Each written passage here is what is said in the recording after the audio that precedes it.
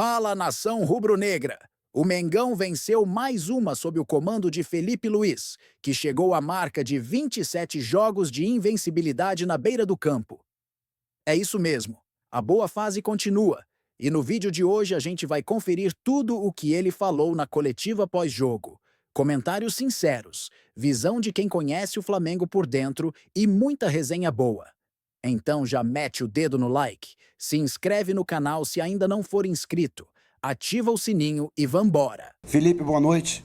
Queria que você avaliasse a partida, da maneira como ela se desenrolou. O Flamengo que teve superioridade durante boa parte da partida, teve dificuldade de traduzir isso em gols, sofreu um susto no segundo tempo, mas obteve uma vitória importante até para compensar o empate em casa na primeira rodada do Campeonato Brasileiro. Boa noite. Uma vitória muito importante, muito difícil. Num campo muito difícil, um time muito bem treinado e na qual optou por colocar os 11 jogadores no próprio campo para tentar defender, e o campo é um pouco pesado. Realmente nos dificultou talvez a chegada mais, na área, mas o time conseguiu fazer boas chances de gol no primeiro tempo, mas é verdade que precisamos melhorar alguns detalhes do jogo com bola.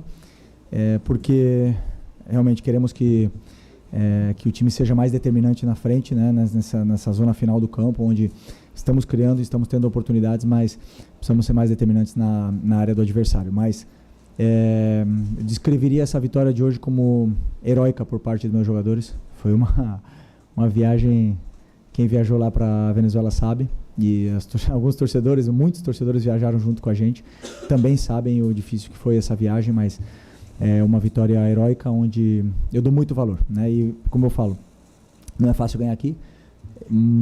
Esse time aqui está muito, muito bem treinado e temos que valorizar o grande esforço que os jogadores fizeram. Felipe, tudo bem? Pedro Torre, ESPN. Queria que você falasse um pouquinho aí da questão do Arrascaeta. Como é que você tem trabalhado com ele? Porque, enfim, teve a lesão na seleção do Uruguai, e trabalhar a questão da carga física nele e como aproveitá-lo dentro de campo, segurar os minutos, a minutagem, para ele poder fazer o que ele fez hoje aí, por exemplo, e ao mesmo tempo também se você pudesse falar um pouquinho do caráter decisivo do Bruno Henrique. O Arrascaeta, fizemos um planejamento todo para ele de pré-temporada, Ele veio de uma cirurgia muito importante, muito difícil de recuperar, e aí fizemos uma pré-temporada onde tentamos cuidá-lo muito, e os minutos do Carioca foram para ele ir pegando o ritmo de jogo, para ele não ter uma sequência muito grande de jogos, para ele poder ir se desenvolvendo muscularmente, para voltar a ficar no peso, e com muito cuidado, porque claro que treinador não quer botar o Arrascaeta todos os jogos, Claro que eu gostaria de colocar ele todos os jogos, mas fomos com muito cuidado. E o que aconteceu foi que o Arrasca fez uma grande final contra o Fluminense e foi para a seleção.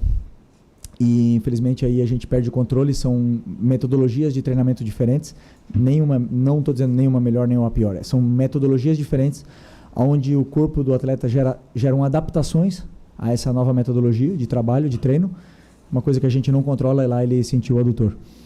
É uma lesão mínima, que deu condição de estar hoje disputando esse jogo tão importante. Mas ao mesmo tempo tenho que cuidar, porque quando o jogador ele vai para a maca, ele descondiciona, então tem que cuidar com os minutos, tem que agora cuidar com as sequências, mas claro que essa versão do Arrascaeta é muito importante para a gente, porque ele é muito determinante na área, ele é muito diferente. E o Bruno Henrique, eu vou falar para vocês do Bruno Henrique, de sempre, é um cara que também voltou de lesão, jogou o primeiro jogo já de titular contra o Inter, jogou de titular depois de uma viagem, uma odisseia, e hoje estava exausto, Realmente ele não estava nas condições de começar o jogo, me informou isso, como outros atletas também não estavam, só que a diferença é essa, são jogadores que quando entram dão o máximo, o melhor para o Flamengo e acabam decidindo um jogo que estava difícil. Felipe, boa noite. Deise de Almeida, Fla-Azul TV. Você falou sobre valorizar esses 2 resultados depois de uma viagem tão desgastante. Eu queria saber o que você pode tirar de positivo desses 3 pontos conquistados na Libertadores, 3 pontos conquistados no Brasileiro, numa realidade complicada que foi a viagem tanto para a Venezuela e para cá, e também é o que você tira de aprendizado para os próximos jogos evoluir do time, além de querer saber se o Pedro vai estar à disposição no próximo jogo. Sempre, cada jogo que a gente joga, não digo que é um aprendizado, mas o jogo é um guia. Desculpa. O jogo é um guia de onde a nossa equipe ela deve ser corrigida, onde a gente deve evoluir, os pontos a trabalhar, e eles vão dando pistas, né? Esses jogos eles vão dando pistas pra gente. O jogo da Venezuela foi um jogo onde foi atípico, né? Porque vocês já sabem, e também pelo adversário que nos colocou em dificuldades, e aí sempre que o time não performa da melhor forma, ou se as coisas não fluem, sempre, como eu falei para vocês, sempre vou falar, é o treinador que é responsável por essa performance. Então, se o time não performou na Venezuela, foi culpa do treinador. Por mais que tenha viagem no meio, por mais que tenha um monte de coisa que aconteça, sempre eu penso, né, ainda mais porque sou jovem, que poderia ter feito melhor. E aí, durante esses dias, a gente analisa para poder corrigir. Hoje também, fizemos coisas muito boas. O Vitória não chegou nem perto de tirar a bola no primeiro tempo da gente, mas sim e controlamos bem os contra-ataques, tivemos várias chances de gol, mas também tem coisas a melhorar. Por exemplo, a velocidade de circulação de bola foi lenta, e são vários detalhes que a gente pode ir aprimorando durante os próximos dias em vídeos e em treinamentos no campo. Então, esse é o aprendizagem que você falou, né? Aprendizado que fica, mas constante melhora sempre. Os comportamentos se perdem. E o Pedro, vamos ver, tem que falar com o doutor, mas eu acho que falta pouco. Desculpa, você ia falar? Não. Filho, tudo bem? Boa noite, Gabriel Orff, canal Paparazzo Rubro Negro. Filho, queria te perguntar sobre o Nico. O Nico de la Cruz, que mais uma vez fez uma grande partida, mas muitos torcedores enxergam que ele, enquanto ainda não tem nenhuma contratação, pode ser uma opção para ser o reserva do Arrascaeta, jogando um pouco mais avançado, deixando de ser segundo volante, tendo Eric e Everton Araújo ou Eric e Alan. Queria saber se você enxerga, se tem essa possibilidade do Nico jogar um pouco mais avançado, como ele chegou a fazer algumas vezes no River Plate. Obrigado. Pode. Jogou na seleção do Uruguai ali. Eu acho que não é o melhor lugar para ele, eu acho que não é a melhor performance dele, seria quebrar um galho. E para isso, eu penso que aonde funciona e onde está, talvez seja a melhor dupla de volantes do Brasil, ou uma das melhores do mundo, essa dupla de volantes.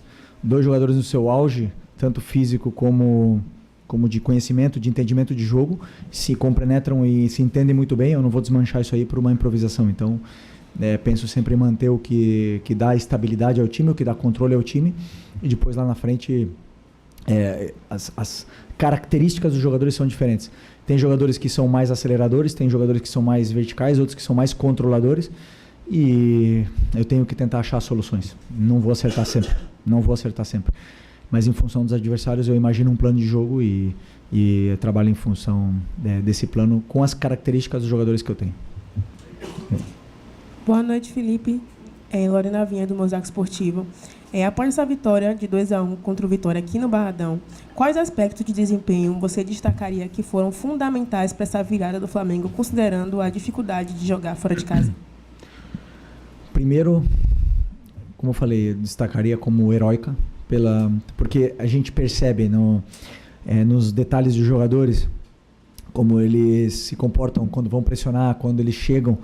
Um jogador fresco, ele chega, o timing de pressão é exato, né? E hoje a gente via que estava um pouco um segundo atrás, né? E isso está relacionado justo à parte física de alguns jogadores, com que essa engrenagem muitas vezes não funciona da melhor maneira. E a gente percebe isso. Então, por isso eu qualificaria essa vitória como heróica, nesse sentido físico do esforço que esses jogadores fizeram, não só pela viagem, senão muitos voltando de lesão e estando o tempo parado. Depois, o time melhorou um aspecto que eu gostei bastante do jogo contra o Inter, foi que não perdeu a estrutura e a organização ofensiva em nenhum momento. Todos os jogadores se mantiveram nas posições. Passamos por um momento difícil no segundo tempo, onde o adversário encontrou um gol de fora da área, que eu sempre digo para os meus jogadores, se for para fazer dali, que faça, culpa minha. Ali a gente não consegue defender tudo, mas se chutar de fora da área e fizer um gol, ou se for que nem acontece um desvio e o jogador acertar, Parabéns para eles, a gente aplaude e vamos reagir.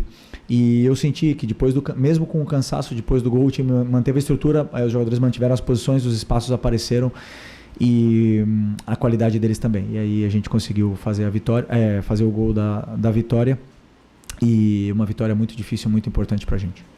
Obrigado. Felipe, fugindo um pouco aqui do contexto do jogo, vou te fazer uma pergunta que é para uma pauta especial de Libertadores, né? O Renato Gaúcho é o único que foi campeão como jogador e como técnico, né? Você já foi campeão como jogador, tem a possibilidade aí, né, e é uma meta ser campeão da Liberta como treinador.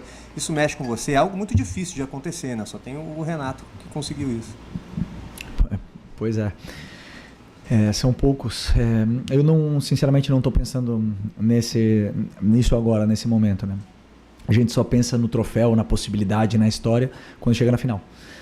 No momento eu estou pensando ainda não, né? Mas quando chegar em casa amanhã eu vou pensar no próximo adversário, que é o Central Córdoba, né? Central Córdoba. E a partir daí começar a estudar o próximo adversário e ver como poder ganhar. Só de estar liderando esses jogadores desse nível, liderando uma nação e tentando representar o torcedor e tendo essa comunhão com eles, que eu sinto que não só eu, senão os jogadores também têm, para mim já é um troféu, para mim já é um título. Quantos passaram por esse clube e são mais um nome, né? Mas quantos conseguem isso com a torcida? Então eu valorizo muito essa comunhão que encontramos junto com o torcedor, que eles se sintam identificados com a equipe que está desempenhando, independente se tem desfalques, quem joga, quem não joga, se joga alguém da base, se joga alguém que já tem 35, o torcedor ele se sente identificado, e para mim esse é o maior troféu. Depois, os que vêm além disso é lucro. Okay. Obrigado, Felipe.